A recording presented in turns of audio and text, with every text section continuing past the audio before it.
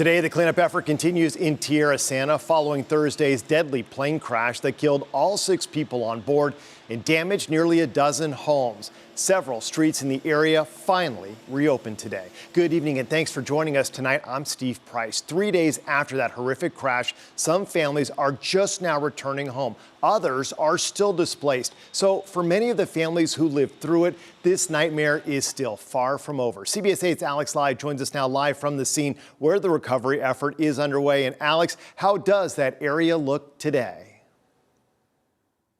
Steve, we're here on Salmon Street, which is now reopened, and many people were able to move back into their houses.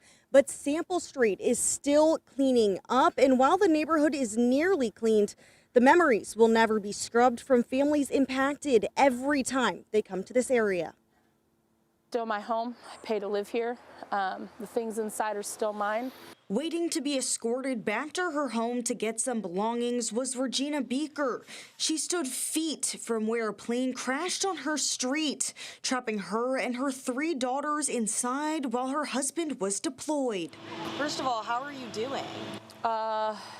Physically, I'm alive. Mentally, not so much.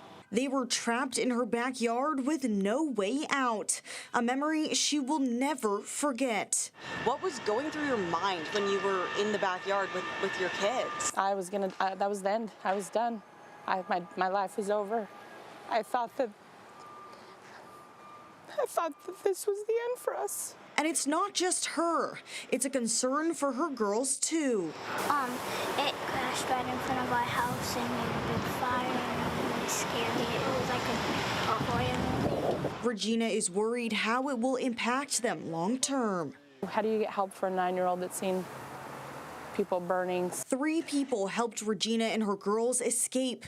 It's a miracle they survived, but the road since has been anything but easy. Regina fell during the escape and spent the night in the hospital. I went septic, went back to the ER Friday, and they took me in emergency surgery. And she tells me since then she hasn't had much luck getting answers or assistance. Now in a hotel, they've been told it could be a month before they find a new home. I just miss home. Meanwhile, cleanup continued on Sample Street. Burnt cars were towed, power was restored, and streets were washed. But houses still remain empty. The street may be healing, but for Regina's family, the wait is far from over. It is just reliving the exact same thing that happened. So, not something I want to do, but it's something I need to do. And earlier today, I spoke with someone from Liberty Housing, which is the company that owns all of these houses. They said most of the jet fuel ended up in 2 houses' front yards. They're going to dig about 8 to 10 inches into the dirt to see how far it's gone and then take it from there. Steve? Alex, it really is remarkable how quickly they are working out there to try and bring back some normalcy for those families. Do we know when Sample Street will finally be able to reopen as well? Well, again, Salmon Street is open. We're standing here right now. Sample Street, they're expecting work to be done there within the next day or 2. They will reopen the street.